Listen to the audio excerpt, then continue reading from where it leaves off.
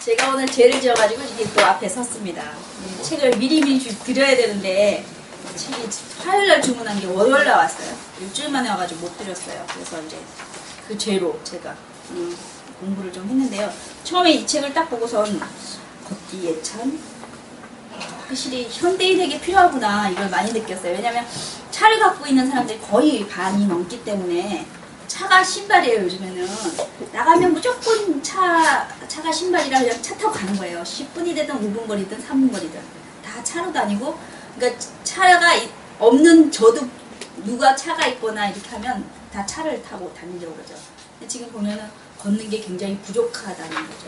그러니까 문명의 발달 속에 우리 몸의 상태가 점점 더 안 좋아지는 게, 옛날에는 차가 없고 또 우리 버스도 막 한참 만에 있고 그러니까 많이 걸었어요. 40분, 1시간 이렇게 걸었는데 요즘에는 세정거장, 저도 생각해보면 시간이 있으면 세정거장 걸어도 돼요. 한 20분 걸려요. 걸으면. 근데 버스를 타고 가죠. 더구나 요즘 환승도 되니까 뭐 굳이 그렇게 할 필요 없다는 생각을 많이 하거든요. 근데 걷는 게 좀 많이 필요한 것 같아요. 근데 제 딸이 그래요. 걷는 게 엄마처럼 걷는 건 운동이 아니에요. 왜냐면 항상 바쁘게 총총총총 걸어 다니는데 운동은 그렇게 하면 안 되고 진짜 마음의 여유를 갖고 정자세로 걸으면서 팔다리 움직이면서 해야 되는데, 엄마는 가방 들고 맨날 퐁퐁퐁퐁 뛰어다니니까 엄마 그건 운동이 아니고 그냥 일을 하는 거지 운동하고는 다르니까 운동을 따로 해야 된다 그러더라고요. 걷기를. 그래서 운동 중에는 걷기가 제일 좋다고 그러잖아요. 특히 이렇게 나무 있는데 피톤치드 있는데 그쪽에 이제 숲을 가면 굉장히 좋다는데, 요즘에 걷기를 얼마큼 하는가 생각해보면 저는 걷는 것보다는 뭐 일 때문에 많이 뛰어다니는 것 같아요. 사실은 뛰어다니는 시간 맞춰서 다니기 때문에 많이 힘들고, 이거 이제 길 떠나는 문턱에서 앞에 보셔요. 이게 길 떠나는 문턱에서 이게 에필로그가 좀 있거든요. 그래서 여기서 걷기를 참 이렇게 좋게 생각한 게 뭐냐면 맨 위에 거기 있어요. 걷는 것은 자신을 세계로 열어놓는 것이다 이렇게 놨어요. 그러니까 걷는 것 자체가 행복이고 이 걷는 것으로 인해서 내가 사는 맛을 안다는 거죠. 그리고 중간에 보면요, 걷는다는 것은 대개 자신을 한 곳에 집중하기 위해서 돌아가는 것을 뜻한다고 합니다. 그래서 그 인간은 두 발로 직립보행 하잖아요. 동물은 네 발로 다니지만 그 밑에도 보면 인간은 직립하여 두 발로 걷게 되면서부터 손과 얼굴이 자유로워질 수 있었대요. 네 발로 기면 그 두 손으로는 우리는 손으로 할 수 있는 걸 아무것도 못 하잖아요. 근데 이제 두 발로 걷기 때문에 손으로 할 수 있는 거가 많이 자유롭다는 거. 그리고 그 다음에 12쪽에 보면요, 중간쯤 육체는 현대의 발뿌리에 걸리는 불필요한 장애물이다. 요즘엔 이렇게 돼요. 그리고 육체는 주위 환경에 적응하는 그것 본래의 고유한 활동들의 몫이 제한된 만큼 점점 더 부담스러운 대상으로 지금 현대에 변하고 있다는 거예요. 옛날에는 우리 몸이 안 그랬는데 요즘에는 점점 더 불편한 그런 신체로 된다는 거. 그리고 그 오른쪽에 보면요, 그 둘, 넷, 여섯, 여덟, 10번째쯤 보면 그 롤랑 바트르는 50년대에 벌써 걷는다는 것은 아마도 신화적인 측면에서 볼 때 가장 본속한, 따라서 가장 인간적인 몸짓인 것 같다. 모든 꿈 또는 이상적인 이미지, 모든 사회적 지위 향상에 있어서 제일 먼저 제쳐놓는 것이 두 다리래요. 두 다리인데 아닌 게 아니라 우리 사람들은 어수룩한 사람을 가르쳐서 발처럼 어리석다라고 말하지 않은 거 있잖아요. 그러니까 발이, 왜 우리 그 머리가 나쁘면 수족이 고생한다는 말 있잖아요. 네? 그 말 있잖아요. 그러니까 생각을 한 번 더 하면 30분이면 이렇게 행동을 따라서 이렇게 하면, 계획대로 하면은 30분이면 될 걸, 이 생각을 안 하고 가면 같은 데를 또 가고 해서 시간과 노력이 더 되는 거죠. 이제 발걸음이. 그러니까 그렇게 살아야 되는 건데 요즘에는 그것도 머리도 생각 안 하려고 그러죠. 발도 안 하려고 그러고 다 손으로만 인터넷하고 컴퓨터, 스마트폰 이걸로만 다 하려고 그러죠. 그러니까 점점 더 이제 사람의 몸은 더 퇴화되고 있지 않나, 이 기계화 때문에.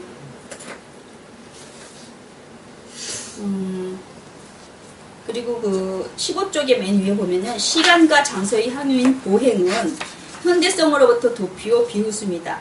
걷기는 미친 듯한 리듬을 타고 돌아가는 우리들의 삶 속에서 질러가는 지름길이요 거리를 유지하기 알맞은 방식이다. 그러니까 많이 걸으라는 거죠. 요즘에 사람들이 얼마나 걷나게 일부러 만보 걷기도 하고 옛날에는 걷기 운동 참 많이 했는데 요즘에는 없어요.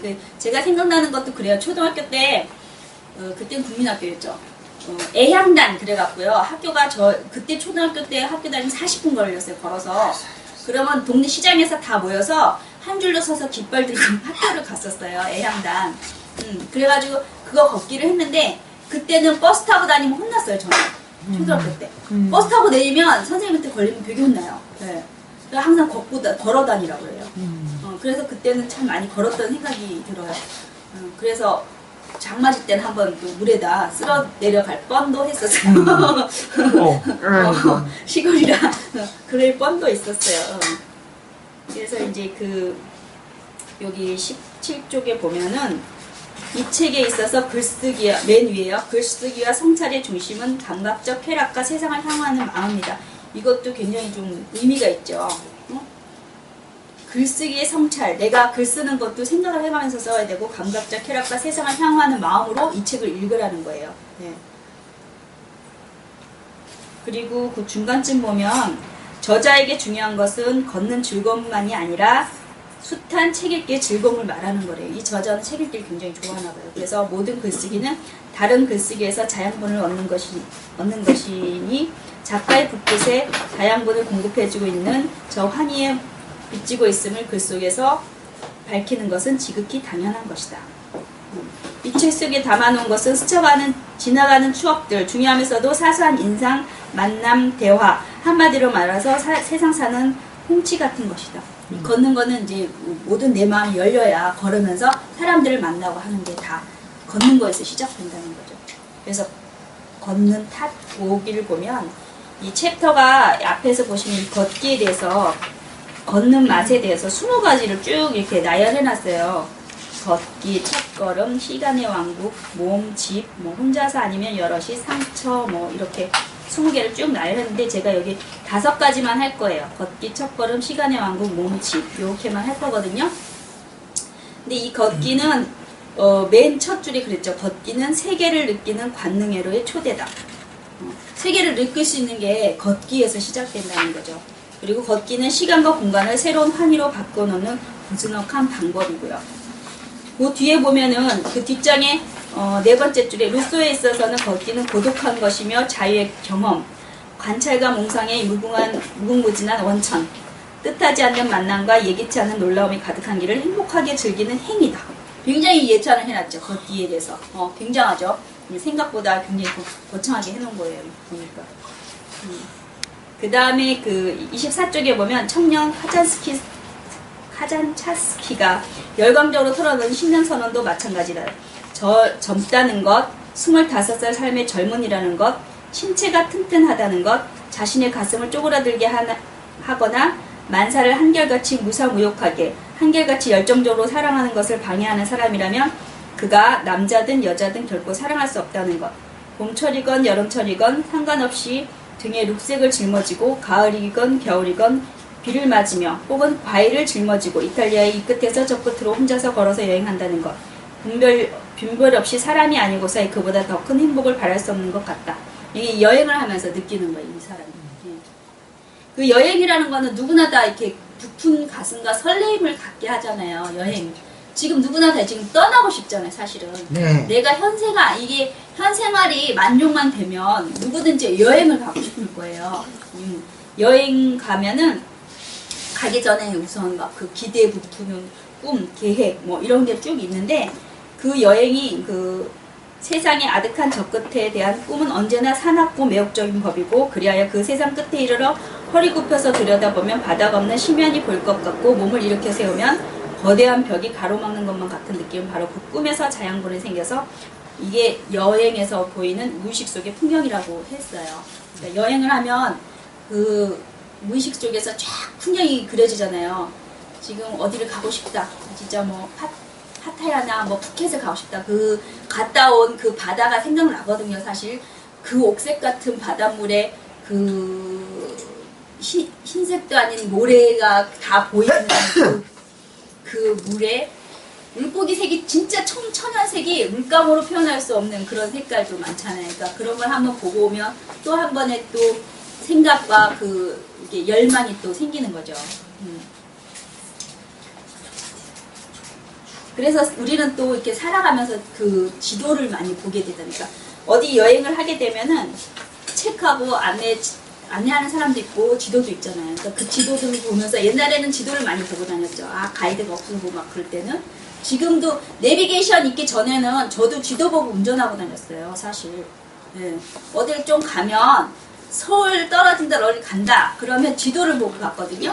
요즘엔 내비게이션 있으니까 사람들이 목적지만 딱 누르면 그냥 오른쪽 우회전 몇 미터 가서 좌회전 이게 다 나오잖아요. 그러니까 사람들이 멍청해지는 거예요. 옛날 같으면 생각을 해서 아 이쪽이 북쪽이고 남쪽이고 방향이 이쪽이고 저쪽이고 내려가야 된다 올라가야 된다 여기서 나가야 되나 하면서 사실은 생각을 할 수 있는 그 거리를 만들어주는데 요즘에는 내비게이션 때문에 사람이 이 뇌가 그냥 하라는 대로 아무 생각 없이 지내게 되는 거예요. 그러니까 그래서 문명의 이가 사람들의 더 이렇게 바보면 바보. 특히 노래방 더 그렇잖아요. 우리 어렸을 때 노래 한 곡 외워서 300번 외운다 그러면 굉장한 사람이었거든요. 노래를 외우고 있다는 거, 가사를. 근데 요즘에는 노래 가사 안 외워도 되잖아요. 뭐 어디 가도 다 노래방 그 기계를 다 갖다 놓으면 뭐 핸드폰으로도 볼 수 있고 다 볼 수 있으니까 음만 알고 있으면 다 따라 부를 수 있잖아요. 그러니까 좋은 점도 있지만 그만큼 내가 생각할 수 있는 거를 다른 데다 분산을 시켜야 된다는 거죠. 그리고 이제 첫 걸음 보면은 이 속담 속에서 오직 한 가지 중요한 것은 첫 걸음이라고 해요. 그 시작은 반이다, 그죠? 뭐 천리길도 한 걸음부터 첫 걸음이라고 하는데 이 첫 걸음이 항상 쉬운 게 아니죠. 왜냐하면 이때껏 가던 길을 방향 전환을 해서 첫 걸음을 가야 되잖아요. 그러면 그 방향 전환하기 전에는 진짜 커다란 자기 결심이 있어야 되잖아요. 내가 이 방향으로 가서 어떻게 무엇을 할 것인가. 계획이 다 나와야 첫 걸음이 나오잖아요. 그러니까 이 첫 걸음이 쉬운 건 아니라는 거. 그래서 첫 걸음이, 그러니까 딱 첫 걸음에는 진짜 꿈이 많이 부풀어 있어요. 우리 삶을 쫙 생각해 보세요. 어렸을 때, 초등학교 처음 입학했을 때, 그죠? 나 어렸을 때 생각이 안 나. 중학교 입학했을 때, 고등학교 입학했을 때, 대학교 입학했을 때, 그죠? 그리고 어디 첫 회사에 처음 입사했을 때, 아니면 여자들은 첫 아기를 낳았을 때라든지 그런 게 굉장히 이게 남잖아요. 처음 했다는 거. 뭐든지 처음 했다는 거는 내가 안 해봤던 걸 해는 거기 때문에 굉장한 그 이미지가 굉장히 많이 남아요. 내가 안 해본 뭐 방송을 처음 탔다든지 그런 거 할 때는 굉장히 기억이 남죠. 혹시 현애 씨는 지금 살아가면서 제일 기억에 남는 첫 경험이 뭐예요? 생각이 안 나. 시나브로 도서관에 참여했었던 게 처음 왔을 때. 처음 왔을 때. 시나브에 처음 왔을 때. 외국 처음 갔을 때. 아, 그렇죠. 외국에 처음 갔을 때. 첫 여행을 갔을 때. 네. 어느 나라로 갔었어요? 일본에. 일본에. 그래요. 그 여행 처음 갔을 때 진짜 설레죠. 더군다나 우리나라도 뭐 다 돌아보지도 않은 상태에서, 그죠? 우리나라는 많지만 외국을 처음 경험한다는 게 굉장히 좀 낯설고 뿌듯하면서도 뭔가 신기하고 문화가 다른 거. 왜 이렇게 좋아해? 조은서 사장님 그만 좋아해. 공부하겠어.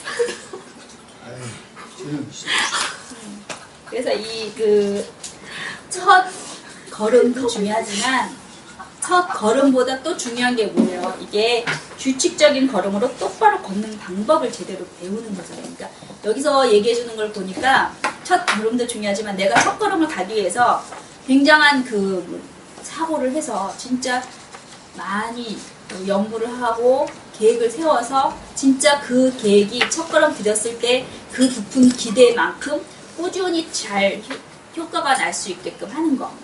계속 그 길을 가서 내가 결과를 볼 수 있는 거. 그것이 중요하다는 거예요. 첫걸음도 중요하지만 계속 하는 거니까 중요하다. 그 다음에 시간의 왕국. 이걸 시간의 왕국의 제일 처음에 보면요. 32쪽에 걷기는 집의 반대다. 이렇게 나와 있어요.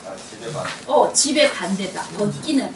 걷기의 반대가 뭘까? 그래서 다시 생각해봐서 제가 걷는 거의 반대는 뭘까? 안 걷기. 뛰기. 안 걷기. 안 걷기. 뛰기는 좀 더 한 단계가 더 간 거예요. 더 나아간 거고. 걷기의 반대는 저는 이게 누워있는 것 같아요. 기기. 누워있는 게 반대 같아. 움직이지 않는 거. 걷기라는 거는 움직이는 건데, 예, 움직이지 않는 게 반대가 아닌 거죠. 근데 이 사람은 움직이지 않는 거를 집으로 이렇게 생각을 했더라고요. 집이 이제 반대다. 그렇게 생각을 하고 35쪽에 보면은 그 밑에서 보면은 대다수의 경우 걸어서 여행하는 사람은 누구에게 무엇을 보고해야 할 의무 같은 것이 없는 자연인데 기회와 가능성의 인간이고 흘러가는 시간의 예술 길을 따라가며 수많은 것을 발견을 축적하는 변화무쌍한 상황의 나그네다. 스티븐스는 생각한다. 더 이상 시간을 지킬 필요가 없이 보내는 삶, 그것이 바로 영원이다. 오직 배고픔만으로 시간을 측정하고 잠이 올 때야 비로소 끝이 나는 여름날 한나절의 길이가 얼마 되는지를 실제로 겪어보지 않고서는 가능하지 못한다. 이게 좀 대단하죠. 이 시간 옛날에는 왜 어두워지면 잠자고 새벽에 밝아지면은 이제 눈 떠서 일하고 옛날 사람들이 그랬는데 그게 건강에 그렇게 좋답니다. 우리나라는 지금 요즘에 거꾸로 돼갖고 올빼미들족들이 많이 성행을 해서 밤 11시, 12시, 1시, 2시에도 동대문이나 남대문 가면 버글버글 하답니다. 사람들 많대. 저는 안 가봤어요. 저는 잠이 많아서 10시 반이 되면 자야 되니까 착한 어린이고 이게 미인이라 잠꾸러기잖아. 일찍 자기 때문에 그런 걸 뭐 너무 착해서 그냥 받아주세요. 내가 이래서 많으니까 참지. 현애 씨 몇 시에 자요? 좀 늦게 자요. 아 왜? 일찍 자야지. 요즘에는 습관들이 다 늦게 자요. 그러니까 지금 중고생들도 거의 늦게 자요. 12시 넘기는 게 다반사한 저는 거예요. 시나브로 때문에 늦게 자게 됐어요. 진짜 11시 전에 잤어요. 근데 어느 날부터 이거 올리느라 밤새기 시작하는 게 지금 12시 넘어요, 이제. 아 이제 바꿔. 낮에 해. 낮에 할 시간이 7시, 없으니까. 8시에 해고 자요. 그 시간이 아니면 안 4시, 되니까. 4시, 5시 일어나고 바꿔봐요, 패턴을. 근데 패턴 바꾸는 게 굉장히 어려워요. 진짜 어려워요, 패턴 바꾸는 게. 저는 이제 잠자는 거야 그렇게 했는데 일어나는 시간을 제가 몇 번 바꿔봤어요. 5시에 일어나고 6시에 일어나고 했는데 6시, 6시 반쯤 일어나다가 5시에 일어났거든요. 엄청 피곤하더라고요. 2달을 해도 힘들더라고요. 왜 3일하고 21일이 되면 습관화가 된댔는데 습관화는 돼요. 그 시간에 일어나는 나 엄청 피곤해. 그러니까 그 패턴을 바꾸는 게 굉장히 어려운 거예요. 그러니까 변화를 주기 위해서 첫걸음이 중요한데 그 첫걸음도 잘 해야 되고 꾸준히 해야 된다는 거죠. 꾸준히 한다는 게 어렵더라고 제가 해보니까. 그래서 다시 시작을 또 하는 거예요. 진짜 아까 작심3일을 130번 하면 1년이 지나간다 그랬잖아요. 그러니까 작심3일을 오늘 또 해서 오늘 또 3일 해보고 또 하는 거예요 이제 저도. 응? 작심3일을 또 해보는 거예요. 5시부터 또 일어나서 내가 해야 할 거를 또 정해서 또 3일을 또 해보려고요. 또 다시 시작하는 다른 요소 찾지가 않았어요. 네? 다른 방법으로 응. 그거를 해결했다고 생각은 안 했어요. 어떤 방법으로 해결할까요 이거를? 아니, 난 있을 것 같은데.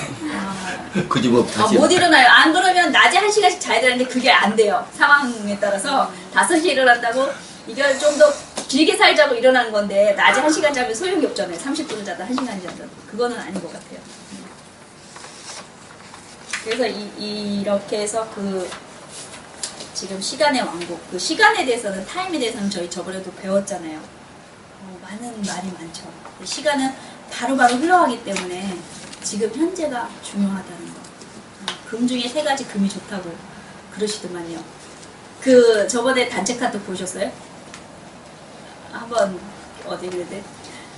지금 소금? 뭐가 있죠? 또 한 가지가? 황금. 지금 소금? 황금. 아니요, 황금보다. 지금 소금. 소금. 3가지 금이 있다 그랬어요. 그랬더니 그걸 이제 문자를 아내한테 보내줬더니 뭐라 하죠? 지금, 현금, 입금. 남편한테 딱 보냈답니다. 지금, 현금, 현금, 지금, 입금.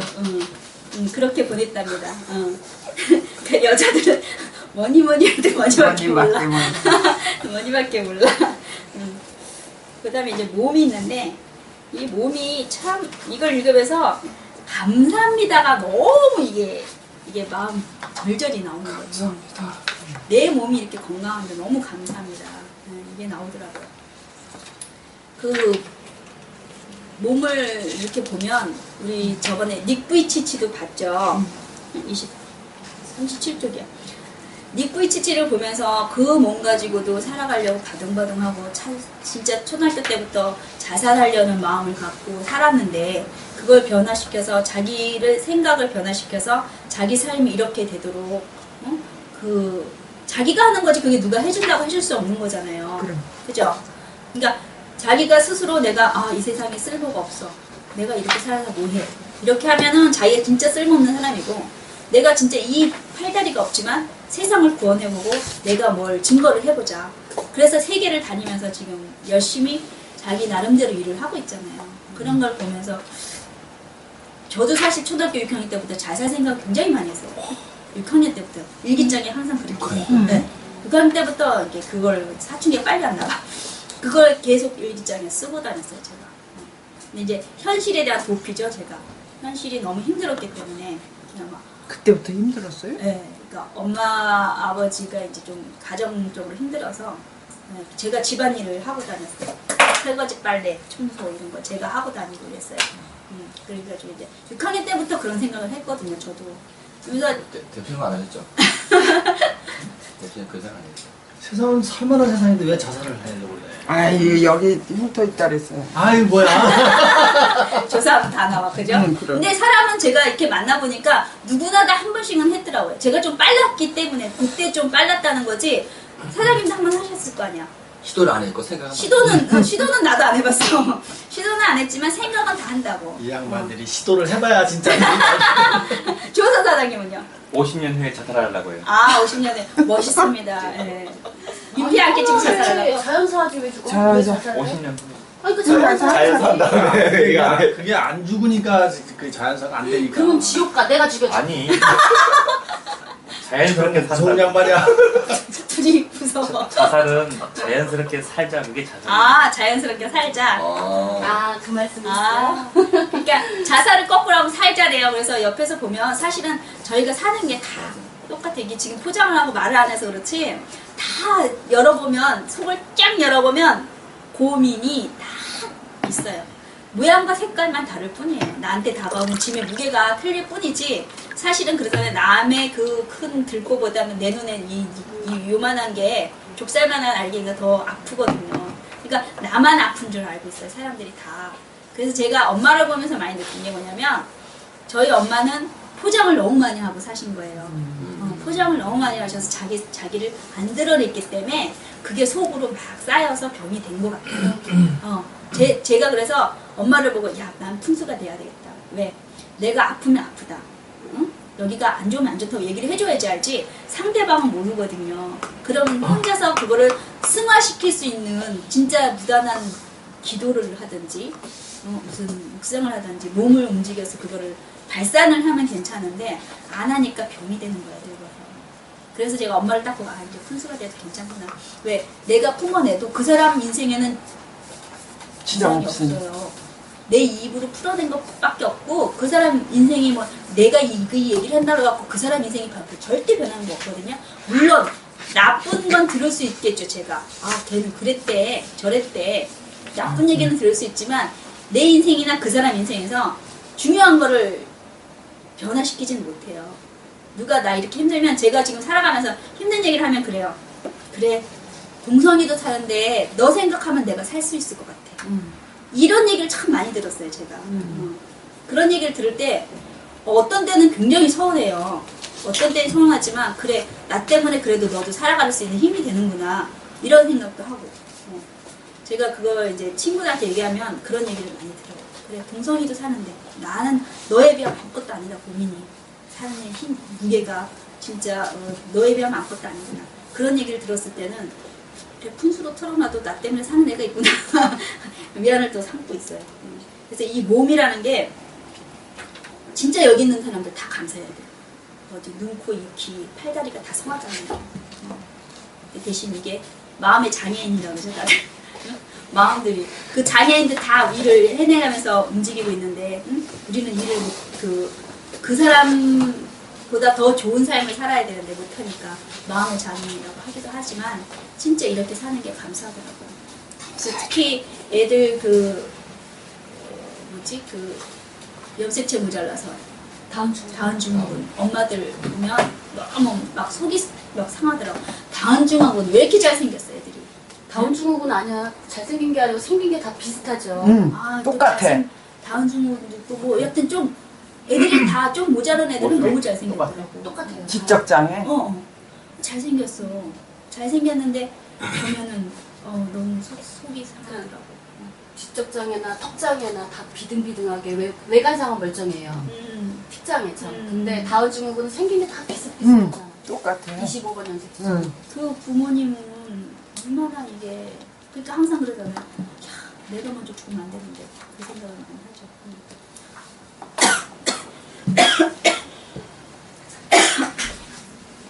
어떠세요? 내 몸이 건강한 것도 진짜 복인데 이 보행을 할 수 있다는 거. 그 42쪽에 보면 보행은 그 어떤 감각도 소홀히 하지 않는 모든 감각의 경험이라고 합니다. 심지어 계절에 따라 열리는 산딸기, 머루, 오디, 개암열매, 호두, 밤의 맛을 아는 사람에게는 이것까지도 소홀히 하지 않는 감각, 전신 감각의 경험이 됩니다. 우리 옛날에는 산책 다니면서 많이 그런 걸 뜯어 먹고 했잖아요. 그러니까 저도 어렸을 때는 다니면은 보리피리도 불고 그다음에 그 칡도 뜯어서 먹고 딸기도 따서 먹고 이래서 길가에 가면서 그런 거를 많이 했거든요. 이렇게 시골에 학교 다니다 보니까 그런 것도 많이 했거든요. 그러니까 걷는 게 그냥 걷는 게 아니고 지금 도시에서야 걸어봐야 매연밖에 안 나지만 그걸 고즈넉한 산길을 이렇게 걸어가면서 가면은 우리 낮은 산만 가도 옆에 불꽃들 참 많잖아요. 특히 우리 대표님 어디 가시다 보면 그 찍기에 바쁘셔. 이쁘다고. 들꽃 하나 남의 집 화분도 찍어요. 꽃이 이쁘다고. 담 위에 올라가고 막 사진 찍기 이러신다는데 진짜 보면 자연을 사랑하시는 것 같아. 근데 그 자연에서 얻는 그 즐거움을 이게 만족하지 못하면 진짜 그 삶이 좀 황폐해질 것 같아요. 삭막하고. 그리고 또 꽃은 인꽃이 제일 예쁘다 그러잖아요. 진짜는 애 키울 때 학교 가기 전까지 제일 예쁜 것 같아요. 학교 가기 전까지. 엄마 말 좀 들을 때. 엄마 말 좀 듣고 내 품 안에 있을 때 8살, 9살 때부터 이제 뭐 엄마 그러면 밥, 돈 이거밖에 없으니까 그거밖에 없는데 그 어릴 때는 진짜 제가 애기 큰애를 늦게 낳았어요. 4년 만에 낳았어요. 결혼하고 4년 만에 나니까 너무 신기한 거예요. 원래 애기도 좋아하는데 너무 신기해갖고 지금도 사진 찍은 거 보면 팔 하나 이렇게 올렸으면 신기해갖고 찍고 팔 하나 올리면 신기해서 찍고 그래갖고 사진이 한 5분 안에 한 20카트 넘게 있을 거예요. 막 똑같은 상황인데도 지금 보면 너무 웃긴데 그때는 신기해서 다 찍어놨거든요. 그걸 보면 너무 재밌는 것 같아요. 그러니까 애들 어렸을 때 5살, 4살 때 재롱 피우면 깔깔깔깔 집안이 다 웃잖아요. 식구들 모이면 또 앞에서 막 노래시키고 춤시키고 하면 그게 막 집안이 진짜 화목한 분위기가 되잖아요. 그러니까 그 애가 그렇게 즐겁고 하는 거는 몸이 건강하기 때문에 건강해서 이제 막 사지 움직이고 하는 게 너무 재밌잖아요. 그게 인꽃이 제일 좋다는 거. 그리고 우리 몸은 소중한 것이라는 거. 몸에 대해서 그렇게 나와 있어요. 그 다음에 이 41쪽에 보면은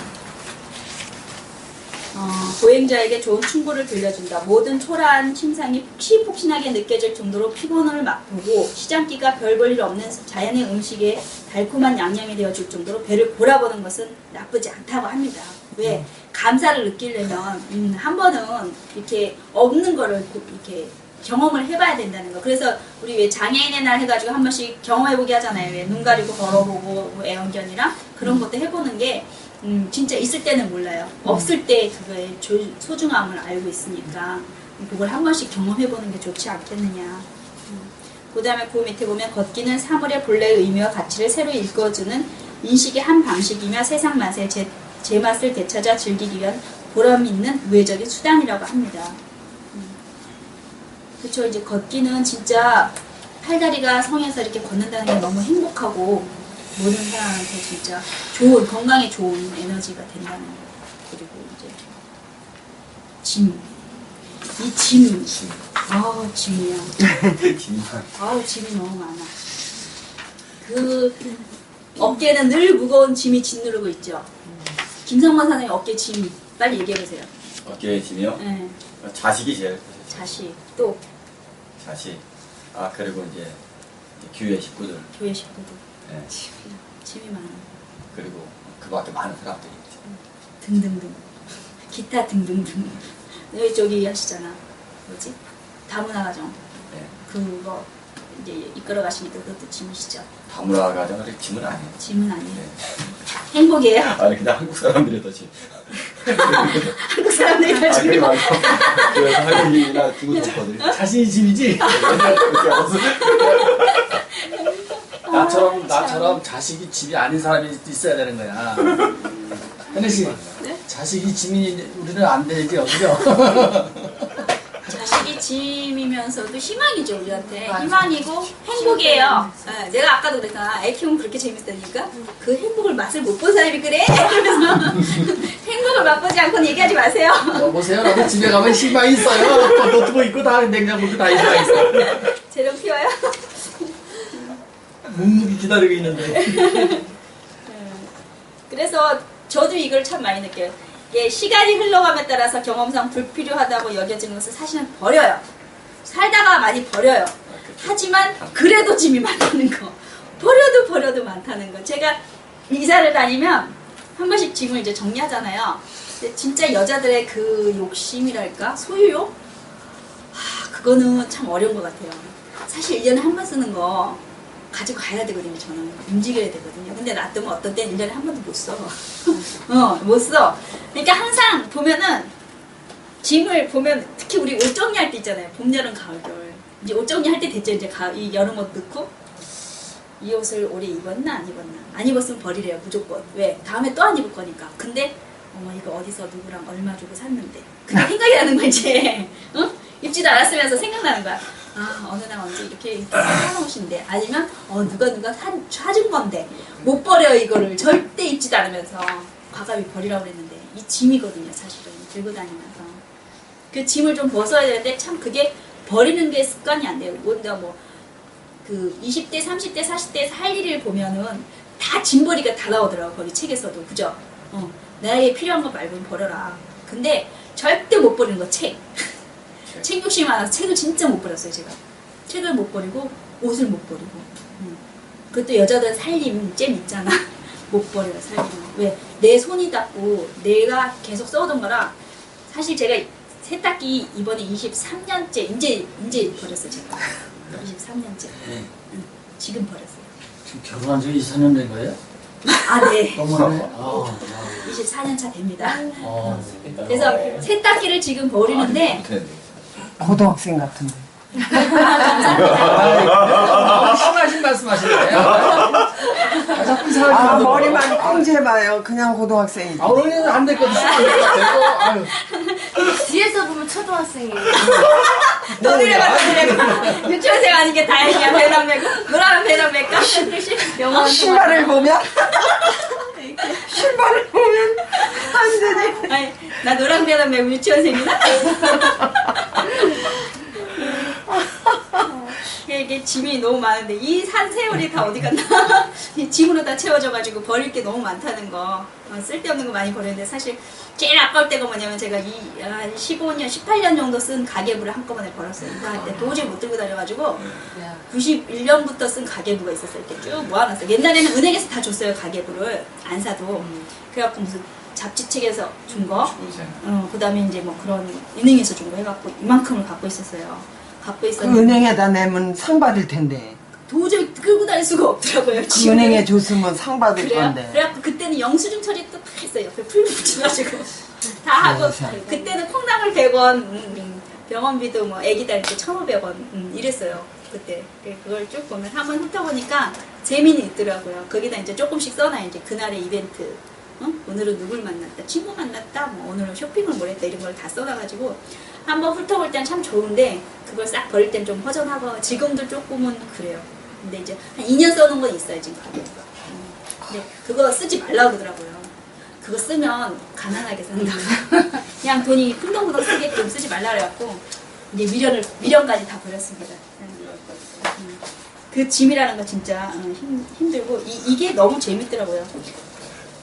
밑에서 46조 46쪽? 8번째, 밑에서 8번째. 필요한 물건들을 측정하는 데는 저마다 다른 정통한 연금술이 요구된대요. 그게 뭐냐면, 나만 소중히 여기는 게 있잖아요. 나만. 나한테는 이게 최고야. 김경선 선생님은 지금 만약에 한 개만 짐을 들고 가시라면 뭘 들고 가시겠어요? 여행을 가야 돼, 지금. 여행 가는데 딱 한 한 개만 가지만. 갖고 가요. 딴 건 필요 없어요. 글쎄. 내가 알아. 내가 알아. 난 알 것 뭐지? 같은데. 난 답이 바로 나왔네, 질문하면서. 바이블. 네. 바이블. 바이블. 성경책이 뭐. 딱 김경 선생님 바이블 같아. 성경책. 나 그걸로 안 나왔어요, 답이? 아니 그거야 맞아요. 제가 딱 보니까 성경책 들고 가실 것 같아. 그게 각자의 그 생각하는 척도가 다 다르기 때문에. 저는 뭐 가져갈 것 같아요? 여행 갈 때? 책? 아니야. 머니. 머니, 카드. 이렇게 갖고 갈 거예요, 나는. 가게로 안 가고. 가계부 이제 버렸다니까요, 미련을. 가계부는 미련 버렸습니다. 나는 상원이 얘기하려고 사모님, 진생이 언제? 아들. 짐이지. 걔는 이제 지인셈이요. 짐이지 그 들어가면. 같이 동반자를 갈 수 있는데. 여기 48초. 이제 저도 이제 노안이 와가지고 이게 안 보이네. 48초. 초등학생 뭐예요? 아이고 아버지. 수술해야 되겠어 이거. 여기 보면 오직 몸뚱이 하나만 가지고 다니기로 굳게 마음 먹었지만 그래도 몇 가지 물건은 없으면 안 되었다. 짐이 너무 많으면 길 떠나는데 거북할 것 같아 모든 것을 다 떨쳐버렸다. 그렇지만 나는 밤에 잘 때 입을 종이 옷 하나, 먹물과 붓, 종이, 약, 식량 담은 보통을 보자기에 싸서 등에 진다. 그랬더니 내 시원찮은 두 다리와 힘없는 몸으로는 버티기가 어려워 금방이라도 뒤로 자빠질 지경이다. 그죠? 여행 갈 때는 챙기다 보면 진짜 짐 많아요. 저도 그래요. 왜냐면 비상으로 또 가져갈 게 있잖아요. 왜 약 같은 거 넣을까 말까 그런 거. 또 너 혹시 이제 뭐 안에서 호텔이나 뭐 어디 가서 딱 여행지에서 뭐 하면 주겠지만 길가에서 다니다가 버스 안에서 다니면 힘들잖아요. 그러니까 비상약을 꼭 이렇게 챙겨야 되니까 이걸 넣을까 말까 하다가 넣어야 돼요. 왜? 내가 아플 수도 있지만 남이 아프면 빨리빨리 해결을 해줘야 되니까. 특히 해외 가면 체하거나 그죠? 급체할 경우는 진짜 그거 황당하거든요. 그러니까 수지침도 배워놓는 게 좋겠더라고. 갑자기 있으면 치마를 갖고 다니면서 알면 찔러서 빨리 통할 수 있게끔 해주는 것도 중요하더라고요. 그래서 갈 때는 짐을 가볍게 하려는데 저는 항상 어디 가면 짐이 많아요. 그게 단점이에요, 제가. 집은 인간을 말해준다. 왜 짐은 인간을 말해준다. 짐은 물질적인 형상으로 나타난 인간의 분신과도 같은 거래요. 이거 생각해보면 맞는 것 같아요. 저도 학교 다닐 때도 책가방이 항상 무거웠어요. 왜냐면 머리빗, 거울, 반지꼬리, 손수건은 기본이었어요, 그때는. 지금 안 그러세요? 하 작가님. 그전에 그렇게 가르쳤어. 네? 가정과 하작가님 선생님이. 저는 뭐 거의 남성에 가까워. 그냥 아. 몸만 닦아놨어요. 그랬어요? 현정 씨는? 학교 다닐 때 저도 그냥 별로 신경 안 썼는데. 안 썼어요? 아니 우리 때는 그래요? 그걸 가르쳐줬어. 그게 여자들이 갖고 다니는 뭘 아, 세대 차이가 나네, 이거. 현애 씨는 뭐 갖고 다녔어, 학교 다닐 때? 아, 학교 그때 다닐 때? 뭘만 그냥 갖고. 오늘 반지꼬리 이런 그죠? 거 가지고 이 다녔어요. 가져다니고 가지고 겨울 갖고 다니고. 여자야, 천상 여자야, 현애 씨. 천상 여자. 그때는 그랬어요, 진짜. 맞아. 거울, 머리빗, 손수건, 화장지, 반지꼬리. 난 지금 여성화된 것 같아요. 아, 지금. 현수 씨는 그때 당시 그런 거 안 갖고 다녔어. 가방에 보면 자치기 뭐. 아니지. 야, 내놔 이랬지. 옆에서 친구한테. 야, 내놔. 반지거리 있지, 내놔봐. 그랬을 것 같아. 그러니까 항상 짐이었어요, 그게. 책 빼고도 그렇게 들면, 주머니 하나 들면 그것도 꽤 무거워요. 그게 사실 짐이거든요. 진짜 당장은 필요 없잖아요. 필요할 때 1년에 몇 번 안 필요하더라고, 제가 보니까. 몇 번 안 필요해. 근데도 꼭 갖고 다니는 거죠. 그게 짐이라는 거예요. 짐은 어떤 심리학과 동시에 어떤 사회학을 구체화해서 보여준대요. 지그자그 여행에서는 궁극적으로 가장 중요한 것이 무엇인가를 꼬집어 말해준다. 여행을 할 때는 배낭 이외에 활기, 쾌활함, 용기, 그리고 즐거운 마음을 충분히 비축해 가지고 떠나는 것이 매우 좋다. 이게 결론이에요. 이게 결론입니다. 항상 짐을 털어버리고 내 마음을 즐겁게. 어차피 갈 여행 즐겁고 행복하게 갔다 오는 게 이렇게 갖고 가야 할 것, 꼭 필요한 것이라고 합니다. 네, 이상입니다. 네.